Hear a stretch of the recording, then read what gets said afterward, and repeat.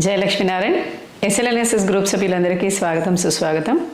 మనకి సంక్రాంతి రాబోతోంది కాబట్టి అనేక పిండి వంటలు, నగలు కొనుక్కోవడం, చీరలు కొనుక్కోవడం, పిల్లలకి బట్టలు కొనడం, ఇలా షాపింగ్లు, ఆ షాపింగ్లు, ఈ షాపింగ్లు అని ప్రతి ఒక్క ముంగిలి బిజీగా ఉంటుంది.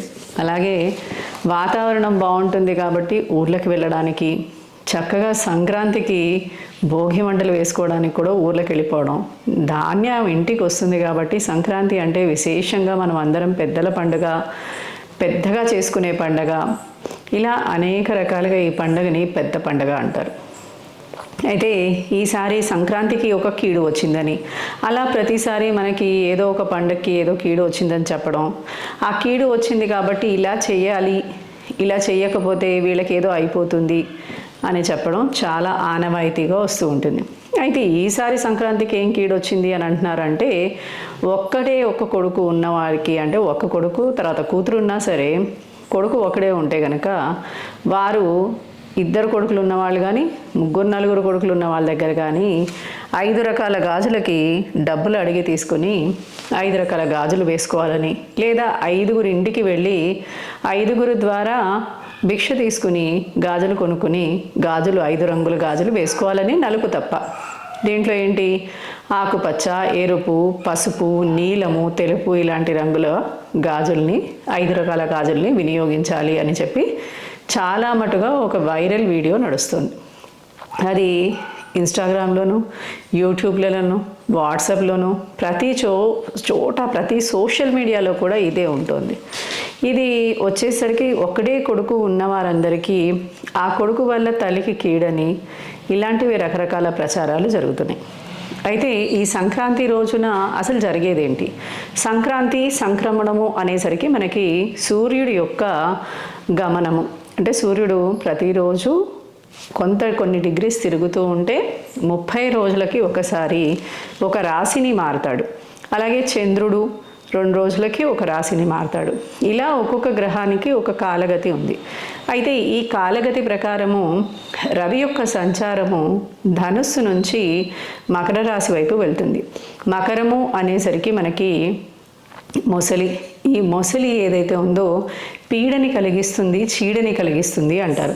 ఎందుకు అంటే కనుక మొసలి మనల్ని గట్టిగా పట్టుకుంటే సంసారంలో ఉండే కష్టాలు కావచ్చు, ఇహలోకానికి సంబంధించిన బంధాలు, బాంధవ్యాలు కావచ్చు, వీటి వల్ల మనం విడిపడి ఆ పరమాత్ముడి వైపు ప్రయాణం సాగించడం కష్టమవుతుందేమో.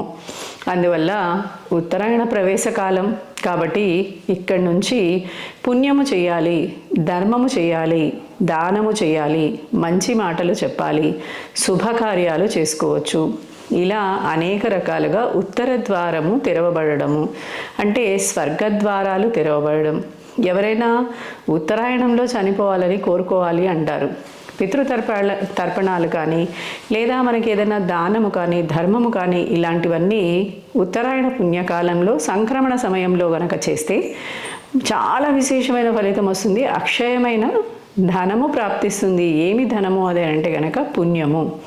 అందువల్ల ఈ సంక్రమణ కాలాన్ని చాలా విశేషంగా మనకి జ్యోతిష్ శాస్త్రంలో చెప్పడం జరిగింది. అయితే ఈ విశేషత, దానము, ధర్మము ఇవన్నీ చెప్పిన చోట చీడ పీడల గురించి ఎప్పుడూ చెప్పలేదు.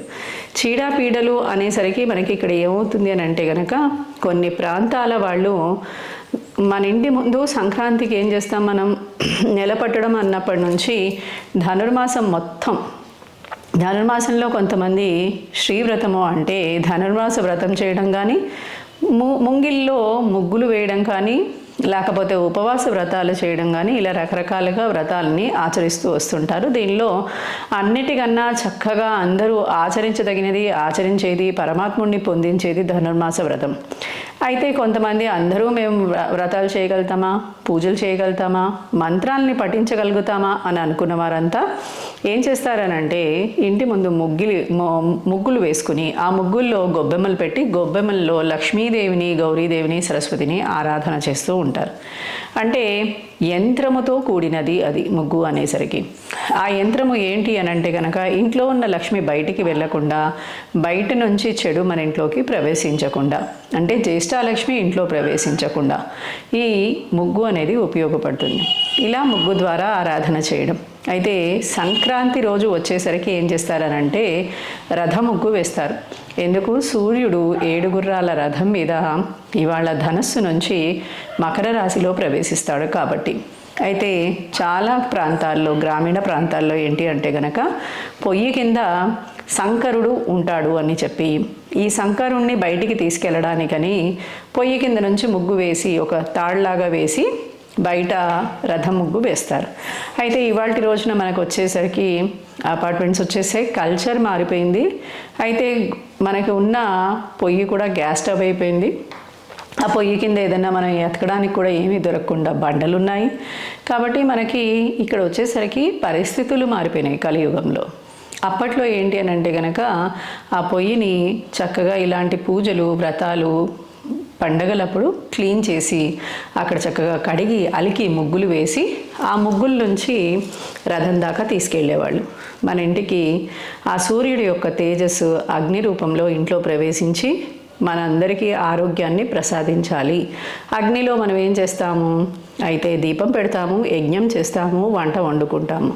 అయితే పొయ్యిని వంట సాధనంగా తీసుకుంటాం కాబట్టి ఆ పొయ్యి దగ్గర నుంచి ఇవన్నీ చేస్తూ ఉంటారు. ఇది మన పెద్దలు ఆచరించి మనకి చూపించింది. ఈ సంక్రాంతి రోజున పీడ ఉంది కాబట్టి ఒక్క కొడుకు ఉన్న తల్లి ఈ పని చేయాలి అని చెప్తున్నారు. కానీ అది ఏ ధర్మశాస్త్రంలో కానీ జ్యోతిషాస్త్రంలో కానీ ఎక్కడా రాసి లేదు ఇలా ఉంది అని చెప్పి. అయితే ఈ శంకరుడు వెళ్ళే దిశగా పీడ ఉంటే పీడ ఉంది అని, లేకపోతే లేదు అని కొంతమంది చెప్తూ ఉంటారు. మనకి ఇది ఇక్కడ శాస్త్ర ప్రమాణం కనిపించదు.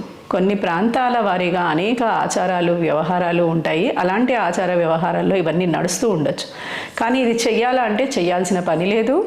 కావాలి అని అంటే గనక నా 5 ముత్తైదులకి మీ ఇంటికి పిలుచుకుని చక్కగా తాంబూలంలో రకరకాల గాజుల్ని ఇవ్వడం వల్ల మీకు సౌభాగ్య సిద్ధి లభిస్తుంది. అదే కాకుండా మీరు కూడా గాజులు వేయించుకోవడం వల్ల మీకు కూడా మంచి లభిస్తుంది. పూర్వకాలంలో మట్టి గాజులు అనేవి లేనే లేవు. అప్పుడంతా రకరకాల ఖనిజాలతోటి, లోహాలతోటి ఉన్న గాజుల్ని వేసుకునేవాళ్ళు. కాలక్రమానుగుణంగా మనము వెదురు గాజులతో సహా ఇప్పటికీ మట్టి గాజులకు వచ్చాం. ప్లాస్టిక్ గాజులు వచ్చాయి. ఇలా రకరకాల గాజుల్ని వేసుకుంటూ వస్తున్నాం. కాబట్టి ఇది ఎక్కడ ప్రమాణంగా కూడా లేదు మట్టి గాజులే వేసుకోవాలి అని చెప్పి. కొంతమంది మడి పట్టేవాళ్ళు మట్టి గాజులు వేసుకుంటే మడికి పనికిరాదంటారు. కొంతమంది పూజకి ఇది అర్హనీయం అంటూ ఉంటారు. ఎందుకు అంటే భూమి నుంచి వచ్చింది కాబట్టి. అయితే సీసము ఇలాంటివన్నీ వినియోగిస్తూ ఉంటారు కాబట్టి మడికి పనికిరాదు అని చెప్తూ ఉంటారు. ఇలా రకరకాలుగా వారి వారి యొక్క కులాలకి, ఆచారాలకి, పెద్దల యొక్క సాంప్రదాయాలకి సంబంధించిన విశేషాలు మనం నిత్యం ఆచరిస్తూ కనిపిస్తూనే ఉంటాం.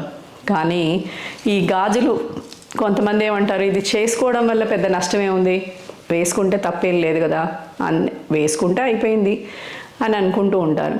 కానీ ఎవరైనా ఎక్కడో దూరంగా ఉన్న వాళ్ళకి, 2 అబ్బాయిలు ఉన్న వాళ్ళ దగ్గరికి వెళ్ళి అడగాలి అంటే మొహమాటంగా ఉంటుంది.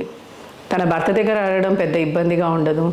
తన పిల్లల దగ్గర అడిగి గాజులు వేసుకోవడం పెద్దగా ఇబ్బంది ఉండదు. తన దగ్గర ఉన్న డబ్బులతో కొనుక్కొని వేసుకోవడం కూడా ఇబ్బందిగా ఉండదు. వేసుకోవాలి అనుకుంటే కనుక మీరు ఎలా వేసుకున్నా పర్వాలేదు. ఇది సౌభాగ్య చిహ్నం. మన నరాలు దీంట్లో యాక్టివేట్ అవుతాయి.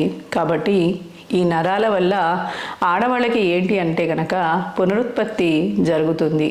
దానివల్ల యూట్రస్ రిలేటెడ్ డిసార్డర్స్ ఉండవు, ఓవర్ బ్లీడింగ్ అవ్వదు. ఇలా రకరకాల సమస్యల నుంచి వారికి నివారణ జరుగుతుందని గాజులు వేస్తూ ఉంటారు. గాజులు వేయడమే కాదు, కాలికి మెట్టెలు పెడుతూ ఉంటారు, గజ్జలు వేస్తూ ఉంటారు, తర్వాత ఉంగరాలు పెడుతూ ఉంటారు, మెడలో గొలుసు వేస్తూ ఉంటారు. ఇలా రకరకాలు వేయడానికి అక్కడ ఉన్న నాడి లేదా అక్కడ ఉన్న మనకి చక్రాలు ఉంటాయి. యోగా శాస్త్రంలో మనం చూసుకుంటే ఏంటి, యోగా చేస్తూ ఉంటారు, మెడిటేషన్ చేస్తూ ఉంటారు. ఎందుకు అని అంటే కనుక ఆ చక్రాల్ని యాక్టివేట్ చేయడం వల్ల దానిలో ఉన్న దేవత యాక్టివేట్ అవుతే మనకి చాలా ఆరోగ్యకరమైన వాతావరణం ఉంటుంది. మనం కూడా ప్రశాంతంగా ఉంటాము. తద్వారా మనం ఏ సమస్యనైనా అవలీలగా తెగించాల్సిన అవసరమే లేకుండా అవలీలగా మనం విజయాన్ని సాధిస్తాం. అదనమాట దీనికి విశేషం. అందుకని ఇలాంటివన్నీ మెడలో వేయడం, ముక్కుకు పెట్టడం, చెవులకి పెట్టడం, ఇవన్నీ ఏంటి అని అంటే కనుక ఒక నాడీ వ్యవస్థని కదిలించడం లాంటిది. దాని మీద ఇప్పుడు ఆక్యుప్రెషర్ అని చెప్పి ఇప్పుడు మనకి తీసుకొస్తున్నారు. ఈ ఆక్యుప్రెషర్ అని తీసుకొచ్చి రకరకాల చోట్ల సూదులు పెట్టి గుచ్చడం కానీ లేకపోతే దానికి సంబంధించిన నీడిల్స్తో దాన్ని గుచ్చడం కానీ చేస్తూ ఆ ప్లేస్లో ఉన్న నొప్పిని తీసేస్తూ ఉంటారు. ఇది కూడా అలాంటి వ్యవస్థకి సంబంధించింది, నాడీ వ్యవస్థకి సంబంధించింది. అయితే మీరు ఎవరైనా ఈ గాజులు కొనుక్కోవాలంటే చక్కగా కొనుక్కోవచ్చు, వేసుకోవచ్చు. మళ్ళీ ఇంకొక వీడియో కూడా ఉంది. ఏంటి అని అంటే కనుక తిరుపతిలో అఖండ దీపం ఆరిపోయింది. అందువల్ల కూతురున్న తల్లి వేప చెట్టుకు వెళ్ళి ప్రదక్షిణ చేయాలి, వేప చెట్టుకి 3 చెంబుల నీళ్లు పోయాలి అని చెప్పి ఇది కూడా ఒక వీడియో చేద్దాం అనుకుంటున్నాను. దీని తర్వాత వీడియో ఇదే, చూడండి. ఎస్ఎల్ఎన్ఎస్ఎస్ యూట్యూబ్ని లైక్ చేయండి, షేర్ చేయండి, సబ్స్క్రైబ్ చేయండి. మీకు ఏదైనా విషయం గురించి తెలుసుకోవాలనిపిస్తే మాకు మెసేజ్ ద్వారా తెలియజేయండి. ఈ విషయం కూడా చాలామంది అడిగిన ప్రశ్నల ద్వారా ఈ వీడియో చేయడం జరుగుతుంది. ఇంకా ఏమైనా తెలుసుకోవాలనిపిస్తే మీరు మాకు ఇక్కడ స్క్రోల్ అవుతున్న నెంబర్కి మెసేజ్ చేయొచ్చు. జయ లక్ష్మీనారాయణ.